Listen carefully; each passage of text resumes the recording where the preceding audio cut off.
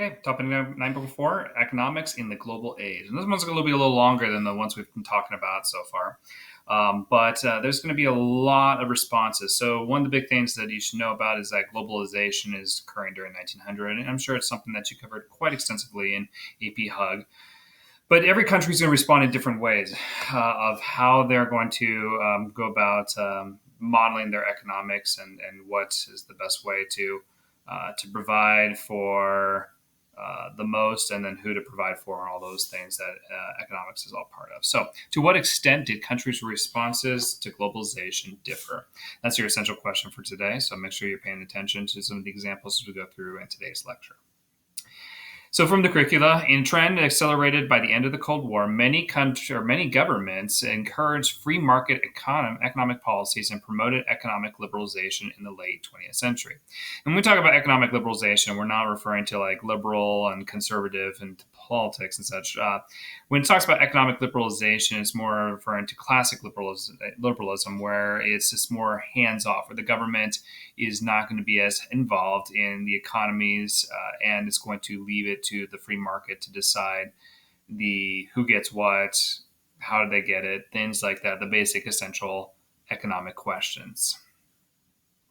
So our first example comes from the good old US of A, and it is Ronald Reagan. So Ronald Reagan was a big shift in politics during this time period. And up to this point, you've had a lot of Cold War politics going on, Cold War liberalism, as we call it, where the government is heavily invested in the military industrial complex. And that's something that will continue and so forth. But then there's also the creation of social welfare programs like the New Deal under FDR, and then later the Great Society programs under Lyndon Baines Johnson, and where the government is taking a more of a hands-on approach in the economy than they had in previous eras of history in the United States. Well, Reagan saw that as a negative, and he saw that the government and the heavy taxes that burden people didn't allow them to have the individual freedom to choose and buy things as they wanted and so forth. And that was just part of his ideological philosophy. So the idea of the Reagan Revolution, as this is referred to in U.S. history, a lot of it is revolved around this idea of what becomes known as Reaganomics, and more commonly today known as trickle-down economics. The idea being that the United States government would cut taxes and spending overall. Even though the cutting taxes part was easy, the cutting spending was not so much.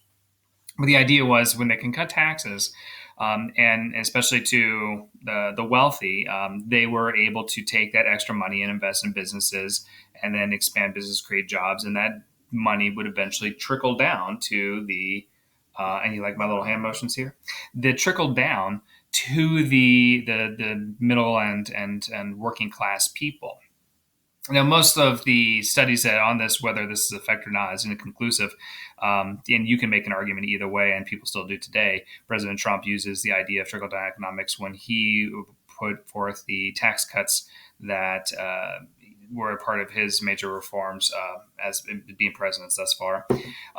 But anyway, part of the ideas also is to deregulate businesses.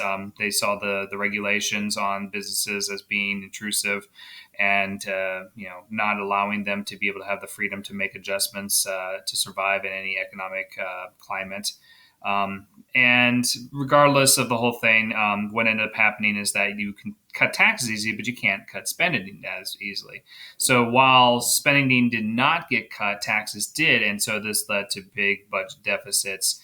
And so still today, we are dealing with major budget deficits, and we will continue to do so for the foreseeable future, especially when the government just passed the $2 trillion economic stimulus stuff to deal with the effects of the coronavirus pandemic. But the effectiveness of this policy, the debate still continues on today, whether or not it is effective. And if we were in class, I would probably have given you guys some source material to look over and make conclusions. What do you think? It's not an easy yes or no answer. It just depends on where in the economy and what job you have. I think that really depends on whether it benefits you or not. So we'll move over to Britain during the 1970s and 80s. The Reagan Revolution, while it goes in the United States, it really started more so in Britain. And the woman who's going to be elected prime minister of Britain is a woman named Margaret Thatcher. Is a fiscal and economic conservative, and she believed in the making sure that they cut taxes and rolling back many socialist programs that had put in place during the 1950s and 60s after World War II. And so she promoted the idea of privatizing lots more of the country's economy. For example, the utility industry, so electricity, gas, water, all that such, had been under the control and guide of the British government. She moves to privatize that so individual businesses come in. Her theory and ideas is that businesses and private businesses can do things better than the government can because the government gets too overwhelmed with all the stuff. Businesses have more flexibility to be able to make sure they provide the service and do so at a reasonable cost. And so there's a lot of people in Britain today who are not fans of Margaret Thatcher, and they but there are a lot of people who are. So even today, the debate in the UK continues to whether these policies and these changes were effective overall. Then we're going to move to South America, where we have Chile. And we've talked about Augusto Pinochet already in previous lectures, mainly about him being kind of a dictator that took power by a military coup, and then he would use the military to round up his political opponents and to try to squash any dissent to his rule. Part of his rule as dictator was that he wanted to liberalize the economic policies of his country. And so he promoted huge market reforms, trying to privatize many government programs and such, and turn over many of the government responsibilities of the economy over to private businesses, with the exception of the copper mines. And copper mines were a humongous money getter for Chile, still are today. And that stays in the control of the government. And so the profits that are made from there still go to the government, because why would you give up your biggest profit maker, right? There were some positive effects that came with the liberalization of their economy. The GDP did rise. Their development did get a little bit better as far as when you compare it to other Latin American countries where they stagnated in their development. Chile did a little bit better in this era. And a lot of that's because a lot of foreign governments come in and they invest money into Chile, seeing how there was not as many regulations or things to stop them from doing stuff that would make them money and so forth. There is the criticism that it created greater inequality in Chile, and where you have a very wealthy class of people, very small wealthy class of people, and then you have a lot of poor working class people in Chile. So there is like that. There is the goods and bads that come with this all together, and you can make an argument in UK and in Ronald Reagan's America that there were more inequalities and such. But that's not for me to tell you that that's good or bad. That's for you guys to decide, obviously.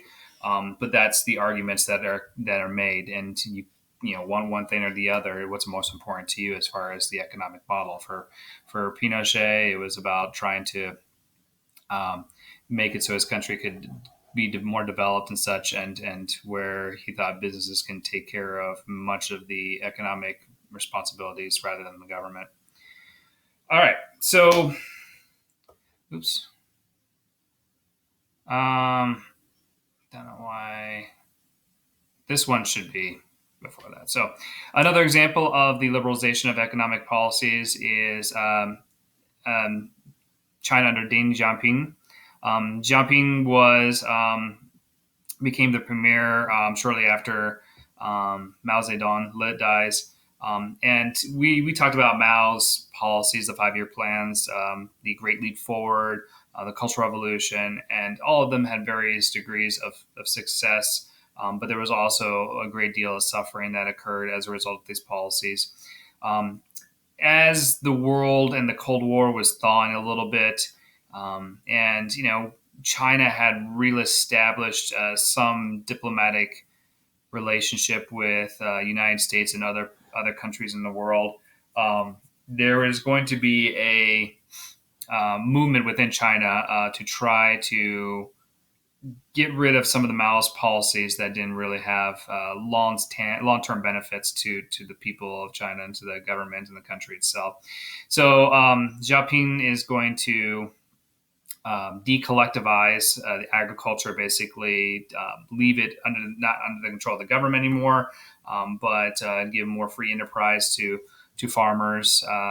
This is going to help with the feeding of the people much better than it had been under Mao. The other things that occur is that he allows stock markets to exist, and stock markets are free enterprise systems typically. And so China is no longer really a true communist country in that sense. It's not a total command economy.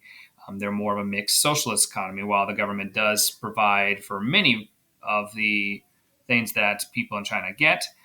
There's also a means of getting it through private businesses and purchasing through private companies, so forth.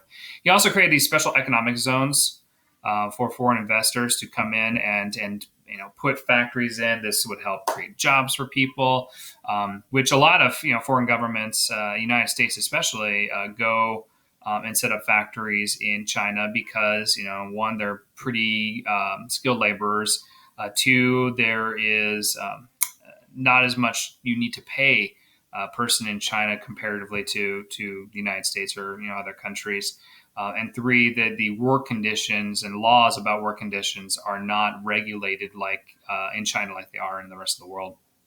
Or not the rest of the world, but the United States and Western Europe and other countries that are sending their outsourcing their factories over to China.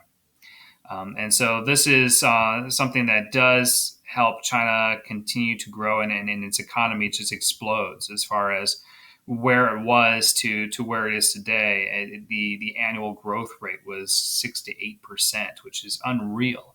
The United States in a good year will maybe 2, maybe 3%.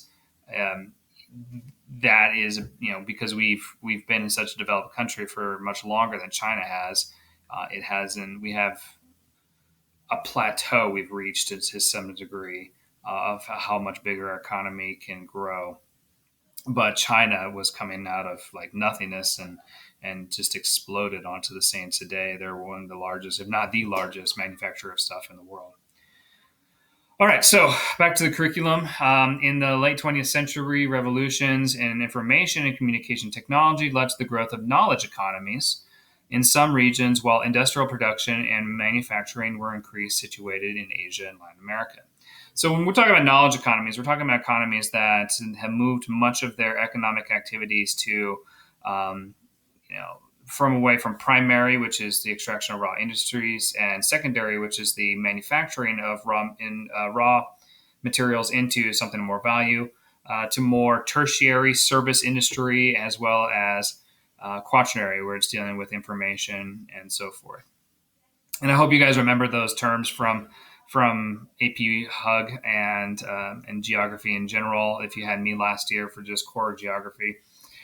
But yeah, I mean, they're moving away from manufacturing, and they're dealing with the accessibility of information and service economy.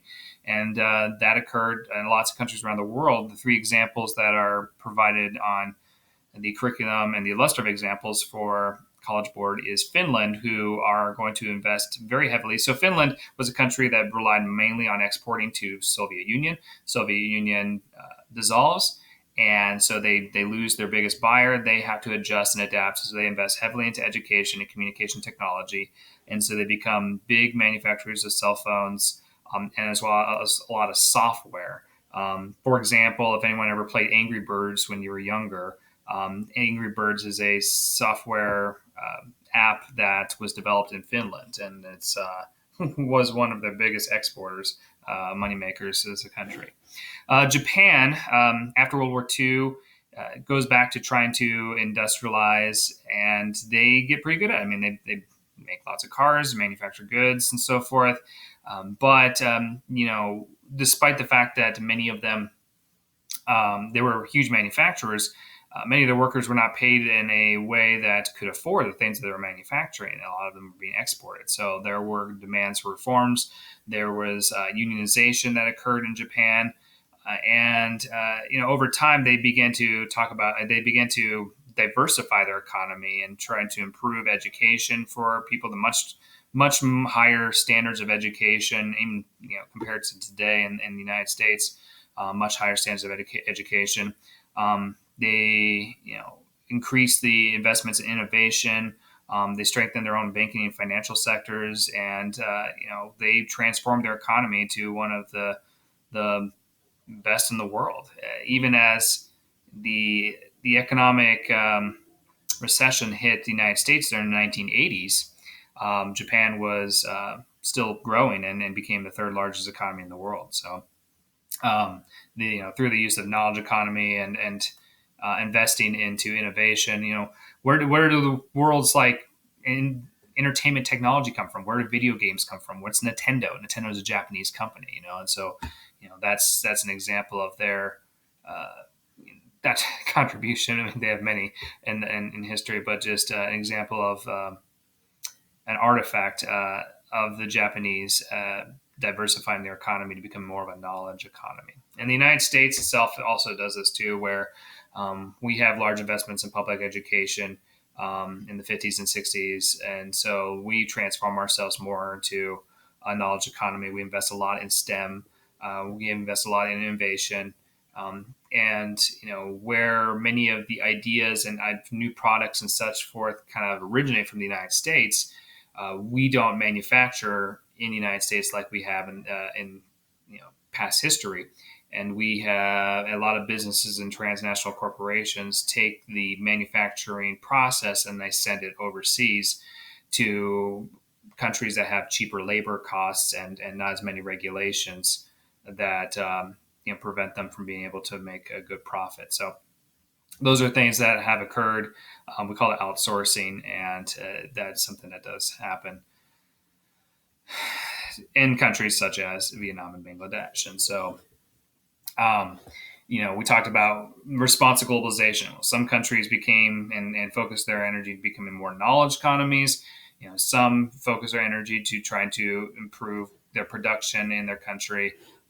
And so when these jobs leave industrialized countries as they transform more into service economies or knowledge economies, whatever you want to term it, it is going to places like Bangladesh and Vietnam. And so in Bangladesh, they have much cheaper labor costs. Like to pay a wage, much lower wage takes them much further in Bangladesh than wage here in the United States, or England or France or wherever that the manufacturer is being produced to. And so Bangladesh becomes huge exporters of clothing. I mean, 80% of their exports is clothing and textiles. Vietnam, big, manufacturers of clothing, and then they also become huge manufacturers of mobile phones as well. So you can look at a lot of countries in Southeast Asia and that parts of the world where they're becoming huge manufacturers of stuff.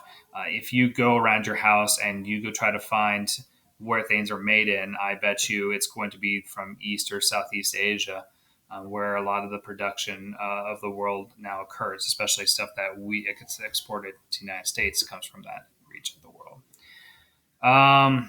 There has been a recent push for better wages and working conditions in some of these countries. And whether those businesses will give those, demands given to those demands or requests, whatever you want to term them as, or that will they pick up and find a new country that has lower wages and no regulations or laws and such. Because in the end of the day, businesses are going to be about making profit, and they want to do so by trying to control their costs as much as possible. And then at the same time, kind of affects consumers as well, where we can keep the the cost of items lower too when the production is lower. So there's the goods and bads that come with how this whole globalization system works. So Latin production as well, Latin American production, Mexico and Honduras. So NAFTA, which I'll talk about a little bit later, is going to be signed, and that makes it easier for the outsourcing of jobs and manufacturing jobs to countries that have cheaper labor. And of the countries in NAFTA, which is the United States, Canada, and Mexico, of those three, the lowest labor costs is in Mexico. And so Canada and the United States send a lot of manufacturing down to Mexico to be exported and sent back into Canada and the United States to be made. So for an example, General Motors. When NAFTA was signed, General Motors took much of their factory production of cars, or at least parts of cars and so forth, down to Mexico because they could find workers that can do the same thing and then also do it much cheaper.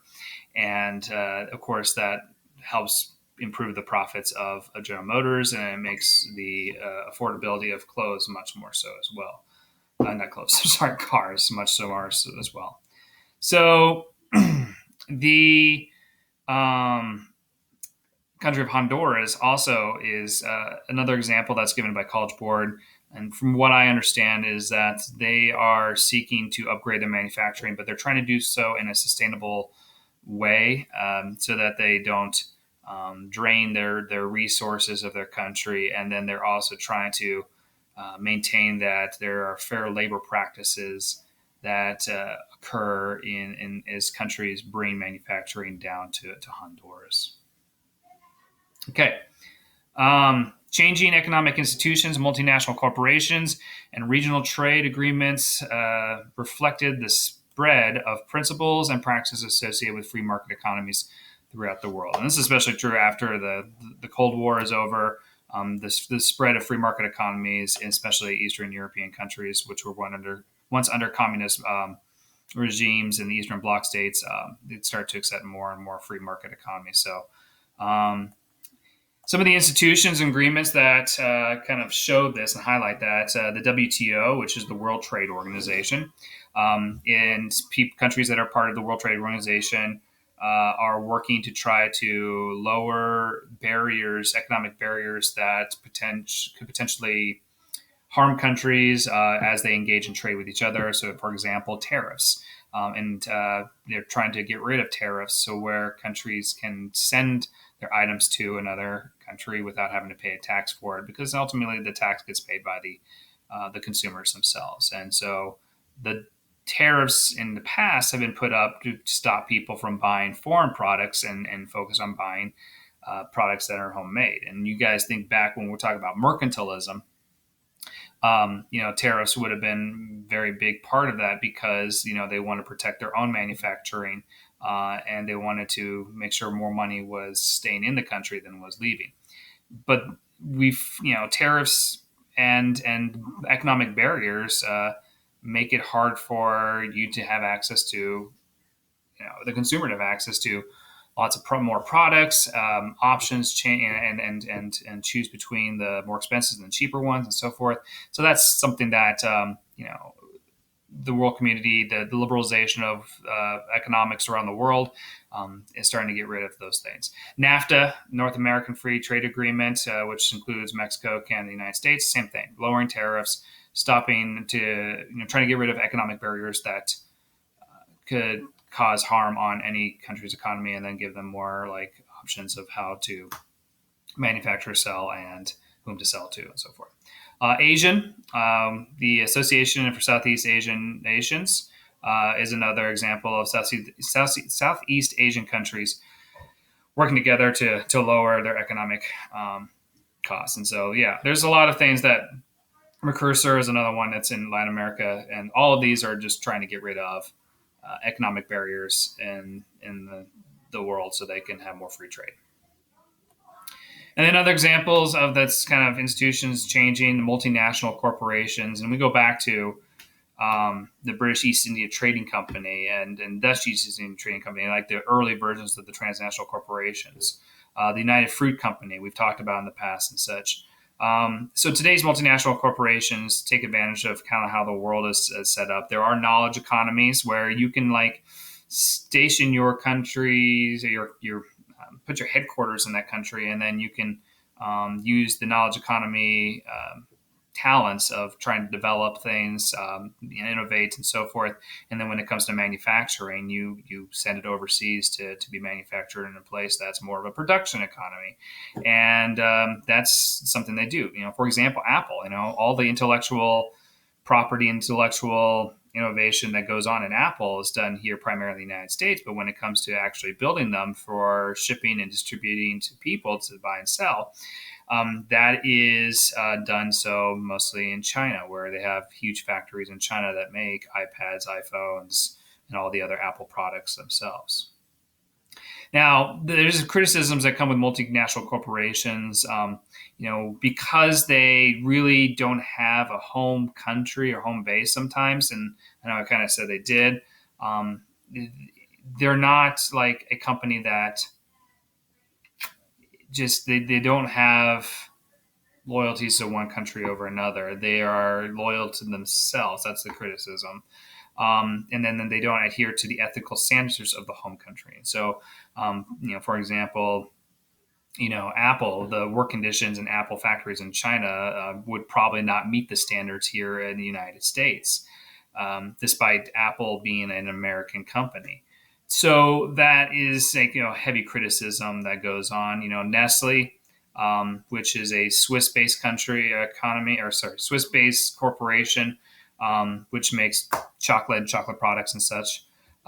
There was criticism of them where they buy chocolate from parts of West Africa that still uses slave labor and such. Same can be said true for companies like Hershey, where a lot of the world's cacao beans come from that part of the world. But yeah, these are some examples. Mahindra is a Indian-based company that has production in places like Australia, Vietnam, Bangladesh, all over. So they have one place that they call their home country, but then they do business across many different parts of the world. And so the multinational corporations are a big part of the globalization of the world economy today.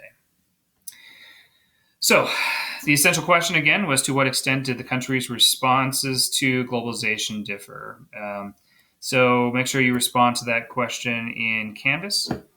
And that's it from me. And I will see you guys later.